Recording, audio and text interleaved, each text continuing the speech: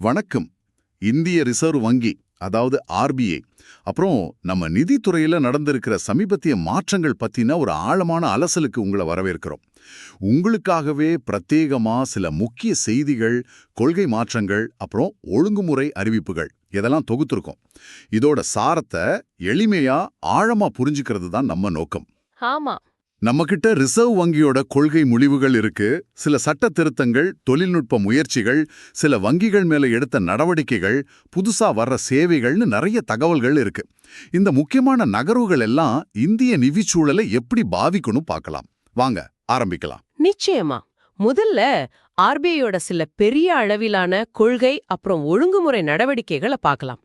Dollar ரூபாய் பரிமாற்ற ஒப்பந்த ஏலம், ஒரு ஸ்வாப் ஆக்ஷன் அறிவிச்சாங்களே, அதுல இருந்து ஆரம்பிக்கலாமா?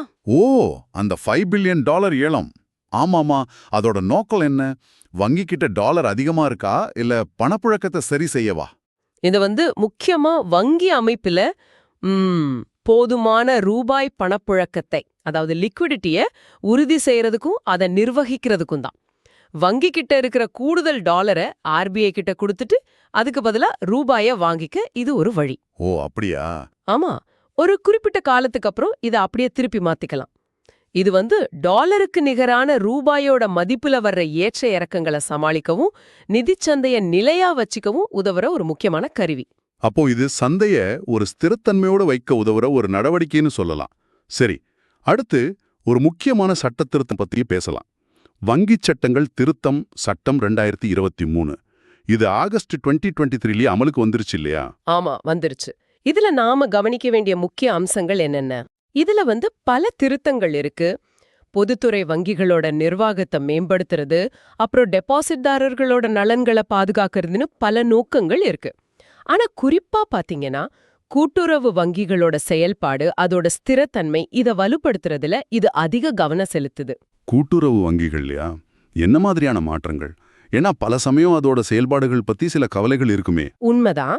அதை சரி செய்யற மாதிரி இப்ப கூட்டுறவு வங்கிகளோட இயக்குநர்களோட அதிகபட்ச பதவிக்காலம் அது 8 வருஷத்திலிருந்து 10 வருஷமா நீட்டிச்சிருக்காங்க.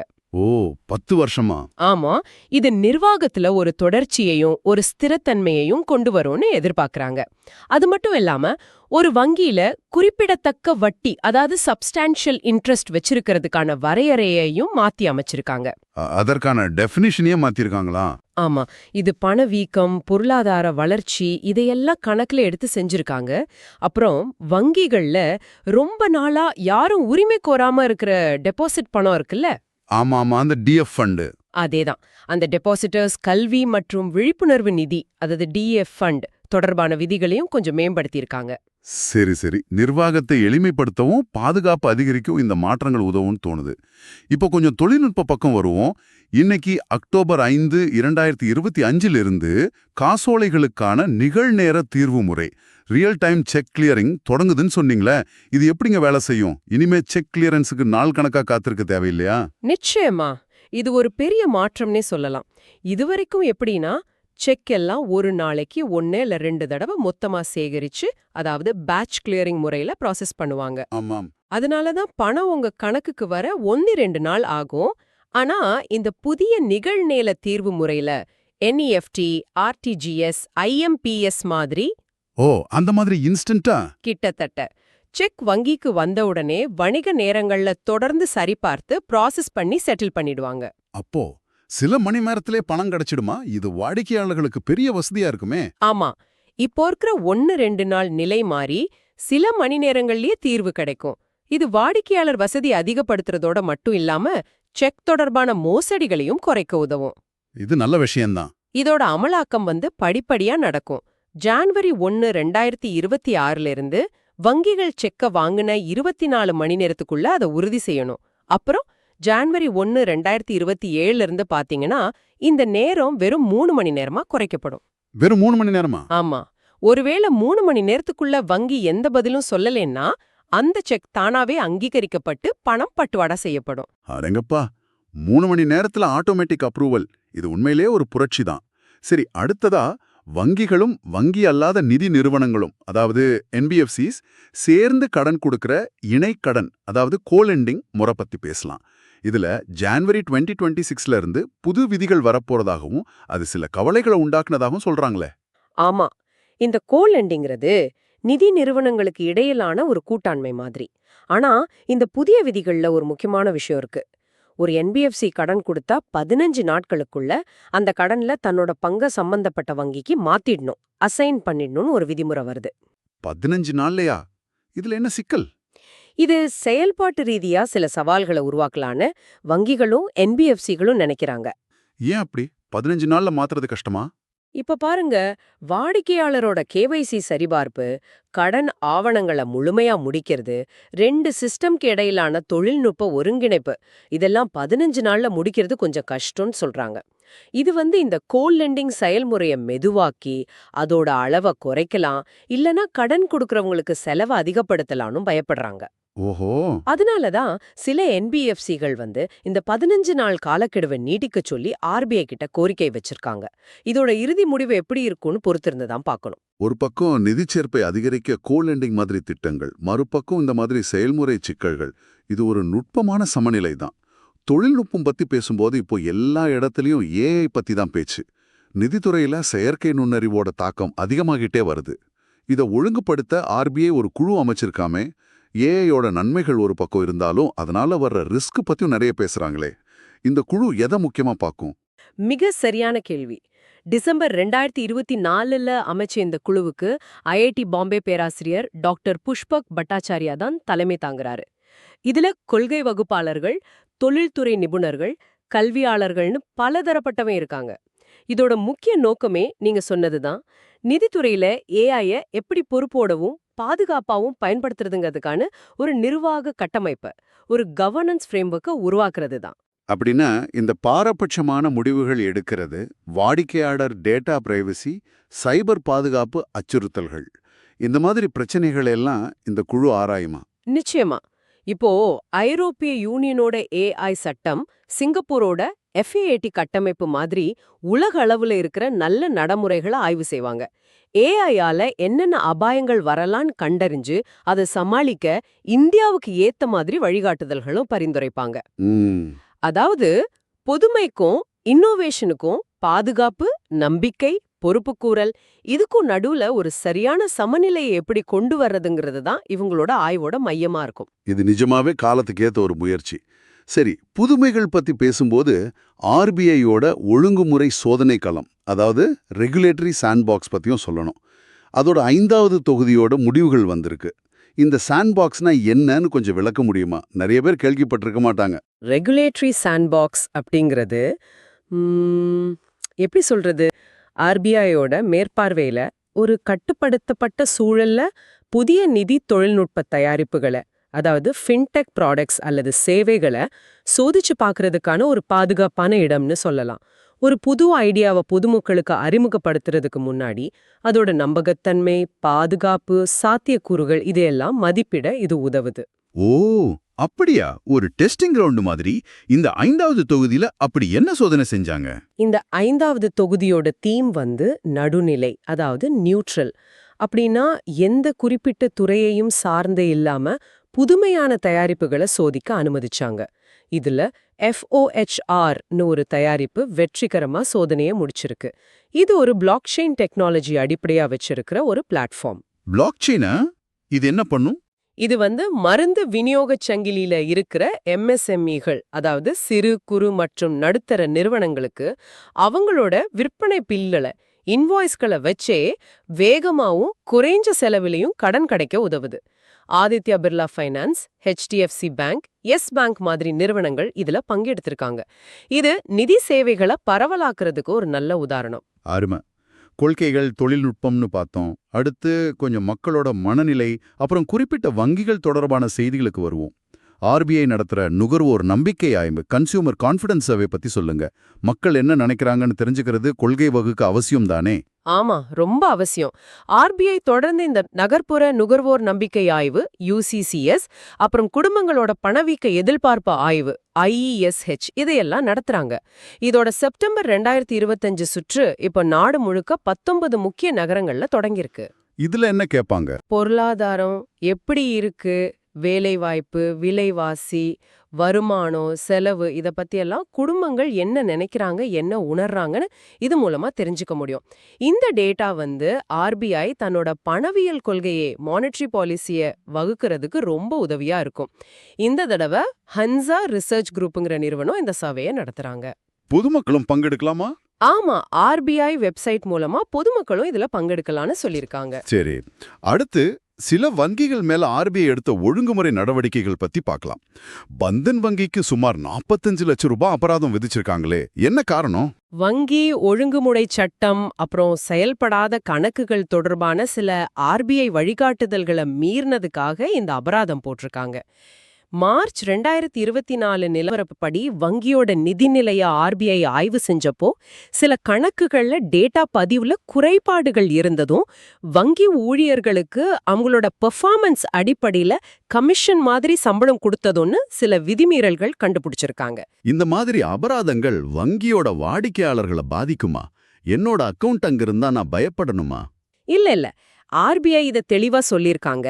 இது வந்து ஒழுங்குமுறை இணக்கத்துல, அதாவது ரெகுலேட்டரி கம்ப்ளையன்ஸ்ல இருக்கிற குறைபாடுகளுக்கான நடவடிக்கை தான். இதனால வங்கியோட அன்றாட செயல்பாடுகளோ இல்ல வாடிக்கையாளர் பரிவர்த்தனைகளோ பாதிக்கப்படாது. வங்கிகள் விதிமுறைகளை சரியா பின்பற்றணும்னு வலியுறுத்துற ஒரு நடவடிக்கை இது. ஓகே. இதே மாதிரி யூனியன் பேங்க் ஆஃப் இந்தியாக்கும் சுமார் 94 லட்சம் அபராதம் விதிச்சிருக்காங்க. டிஎஃப் நிதிக்கு சரியா பணத்தை மாத்தாதது, சில விவசாய கடன்களுக்கு பிணையம், அதாவது கொலாட்ரல் கேட்டது மாதிரி காரணங்களுக்காக. அப்போ இதுவும் ஒரு கம்ப்ளைண்ட்ஸ் நடவடிக்கை தான். ஆமா, ஒழுங்குமுறை இணக்கத்தை உறுதி செய்யறதுக்கான நடவடிக்கை தான்.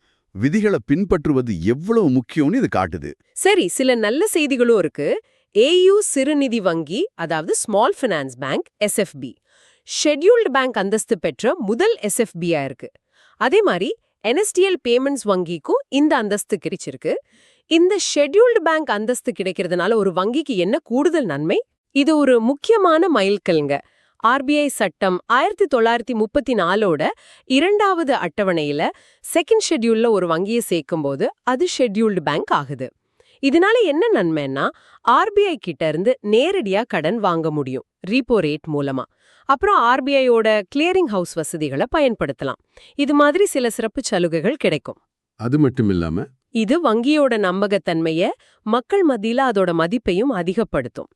ஏயு வங்கி ஒரு எஸ்எஃப்பியா இருந்து இந்த நிலையை அடைஞ்சிருக்கிறது அதோட வளர்ச்சியையும் நிர்வாக திறனையும் காட்டுது.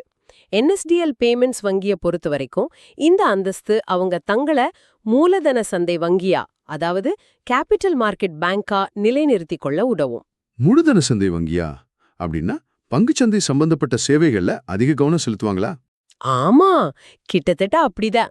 சேமிப்பு கணக்கு, டிமேட் கணக்கு, ட்ரேடிங் கணக்கு, இது மூணையும் ஒன்னா இணைச்ச 3-in-1 கணக்குகளை கொடுக்கறது, பங்குத்தரகு நிறுவனங்களோட சேர்ந்து வேலை செய்யறது, இது மூலமா பங்குச்சந்தை முதலீட்டாளர்களுக்கு தேவையான வங்கி சேவைகளை வழங்குறதுல என்எஸ்டிஎல் இனிமே கவனம் செலுத்தும். சரி புரியுது. இப்போ எஸ் வங்கி சம்பந்தமாவும் ஒரு முக்கிய செய்தி இருக்கு.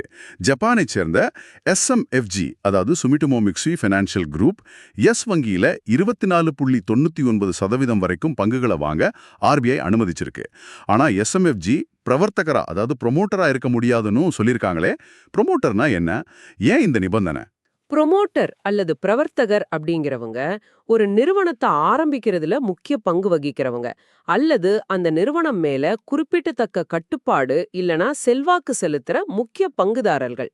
எஸ் வங்கியை பொறுத்த வரைக்கும் உங்களுக்கு தெரியும், அது சில வருஷம் முன்னாடி கடுமையான நிதி நெருக்கடியை சந்திச்சு ஆர்பிஐ தலையிட்டு மறுசீரமைச்சாங்க. ஆமா. இப்போ எஸ்எம்எஃப்ஜி கணிசமான பங்குகளை வாங்கினாலும் அவங்க வங்கியோட நேரடி கட்டுப்பாட்டை எடுத்துக்கிற ப்ரொமோட்டரா வகைப்படுத்தப்பட மாட்டாங்கங்கிறது ஒரு நிபந்தனை. இது ஒரு முதலீடா தான் பார்க்கப்படுது. இதுக்கு முன்னாடி கார்லைல், அட்வென்ட் மாதிரியான முதலீட்டு நிறுவனங்கள் வச்சிருந்த பங்குகளை எஸ்எம்எஃப்ஜி வாங்குறது மூலமா வங்கியோட மூலதன ஆதாரம் இன்னும் கொஞ்சம் வலுப்படும். ஓகே, இப்போ கொஞ்சம் பாதுகாப்பு அம்சங்களுக்கு வருவோம். பஞ்சாப் நேஷனல் வங்கி PNB தன்னோட வெப்சைட் அட்ரஸை .bankன்னு முடிகிற டொமைனுக்கு மாத்தின முதல் பொதுத்துறை வங்கியா இருக்கு. இது வாடிக்கையாளர்களுக்கு எப்படி பாதுகாப்பானது? .comக்கும் .bankக்கும் என்ன வித்தியாசம்? இது ரொம்ப முக்கியமான பாதுகாப்பு அம்சங்க. இப்போ .com இல்ல .in மாதிரியான டொமைன் யாரு வேணும்னாலும் வாங்கலாம். ஆனா இந்த .bank டொமைன் வந்து உலக அளவுல சரிபார்க்கப்பட்ட வங்கிகளுக்கு மட்டும்தான் பிரத்யேகமா ஒதுக்குறாங்க. ஓ அப்படியா? ஆமா, சாதாரண ஆட்களோ வேற நிறுவனங்களோ இந்த டொமைனை வாங்க முடியாது. இதனால வங்கியோட பேர்ல போலியான வெப்சைட்டுகளை, அதாவது ஃபிஷிங் சைட்ஸை உருவாக்கி வாடிக்கையாளர்களை ஏமாத்துறது ரொம்ப ரொம்ப கஷ்டம். இது வங்கியோட சைபர் பாதுகாப்பு கட்டமைப்பை பலப்படுத்தி ஆன்லைன் பேங்கிங் மேல வாடிக்கையாளர்களோட நம்பிக்கைய அதிகப்படுத்தும். இது இந்த டிஜிட்டல் காலத்துல ரொம்ப அவசியமான ஒண்ணுதான். சரி, அடுத்து ஐடிபிஐ வங்கி மற்றும் எல்ஐசி தொடர்பான ஒரு செய்தி. ஐடிபிஐ வங்கியிலிருந்து அரசாங்கம் வெளியேறும் நிலையில எல்ஐசிய வங்கியோட ப்ரமோட்டர் நிலையிலிருந்து பொது பங்குதாரரா, பப்ளிக் ஷேர் ஹோல்டரா மாத்துறதுக்கு பங்குச்சந்தை ஒழுங்குமுறை ஆணையமான செபி அனுமதிச்சிருக்கு. இது என்ன விஷயம்? ஐடிபிஐ வங்கியில மத்திய அரசும் அரசு நிறுவனமான எல்ஐசியும் சேர்ந்து தான் இப்போதைக்கு கிட்டத்தட்ட 95% பங்குகளை வச்சிருக்காங்க. அரசு தன்னோட பங்குகளை விற்க முடிவு செஞ்ச நிலையில எல்ஐசியோட பங்குதாரர் நிலை என்னவாகும்னு ஒரு கேள்வி இருந்தது.